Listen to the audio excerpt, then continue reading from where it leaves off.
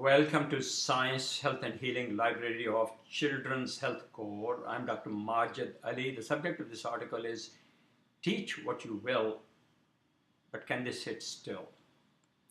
Teach what you will, but can they sit still?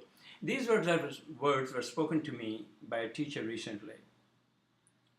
And he spoke those words with palpable sadness in his voice. I understood what he was saying. He's talking about the state of the mind of the teachers, which is if the children in the class are living in sugar roller coasters, adrenaline roller coasters, insulin toxic, neurotransmitter roller coasters, they have ants in their pants, they're distractible, they're disruptive. What can the teacher do? In a large number of articles on this encyclopedia, I have made this point that we need to look at the developmental challenges of our children through the prism of oxygen homeostasis. We have to look at these problems as problems of molecular biology, as neuroenergetics, as a neurochemical transmission, nutrition, oxygen, poor circulation to the brain, toxicities of the brain. We really don't need to look at them as behavioral problems. Talk therapy has no real. Now I know, and I salute some people, I know them personally. They are making human effort to work with children. They have small groups and they take them for the day. And I am amazed and full of admiration for their work. But the traditional talk therapy has no place in this. Psychiatrists do not study nutrition, they do not study environment, they have no concept of gut fermentation, leaky gut state, functional nutritional deficiencies. They have no concept of fermentation in the blood, fermentation in the liver, which leads to fermentation in the brain. And yet they come up with their wonderful theories. And their diagnostic manual for mental disorders keeps adding more and more mental disorders. I think by last count it is more than 400. By their own admission, psychiatrists and psychologists admit they do not know the causes and they have no satisfactory treatment. There's just words, words and words. Teach what you will, but can they sit still? That's a deep cry of anguish coming from a passionate, thoughtful teacher. So what we have to do as a society is to come together, stay focused on the observable phenomenon. Put aside these psychological theories aside. Your youngster is very disruptive in the classroom because his grandmother didn't love his grandfather enough. You know, Freud shows through. Even when they talk about behavioral psychology, they can't get rid of. You know, I was a surgeon. Nobody will ever take surgery out of me. I was a pathologist. Nobody ever will take pathology out of me. Now I am a clinical nutritionist. Nobody can ever take clinical nutrition out of me.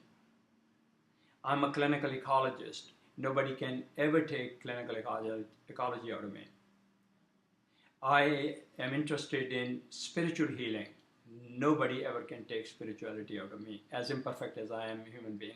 My point is that where we sit determines where we stand, or where we stand determines where we sit. If we are carrying this big burden of nonsensical notions, these children, their brains are being violated while they are still in the toxic wombs of their mothers who are insulin toxic at nighttime, who are hypoglycemic at nighttime, they are hypercortisolic at nighttime, they are neurotransmitter disruptors at nighttime, they are taking medications for sleep, medication for anxiety, they have been living on sugar, antibiotics and caffeine, and of course many of them unfortunately are also using substances, illicit substances. Children's Health Core was funded and founded by Talat and I some years ago with a vision and a mission of providing authentic information untainted by corporate deception as well as by transgressions of ill-informed activists. We hope that you will share our vision. We hope that when the information that I present should be challenged, you will have the courage to challenge me. Send me an email, I'll bring it back to you. You can write an article and we will post it on kids123.org, which is our official website, kids123.org. We would like to engage in a dialogue. The point is, we need to spread this message that our children are a threatened species. No, I'm not trying to dramatize anything. I'm not seeking any cheap thrills. All what you have to do is to spend one day as a fly on the wall of my office, and you will realize that when I say our children are threatened species, I'm not exaggerating. Until we meet again, may you be gracious, graceful, and generous in your spirit. There's an article on this website, Mad Mind, Happy Heart. The point that I'm making is that if you're not mad, you're not looking at the life around you, you're certainly not looking at the problems of your children and other people's children. And if you're not happy in your heart, you really, really are missing out on something. So the challenge of our lives is, how can we have mad minds and blissful hearts? May you be gracious, graceful, and generous in your spirit until we meet again. Thank you. Thank you so much.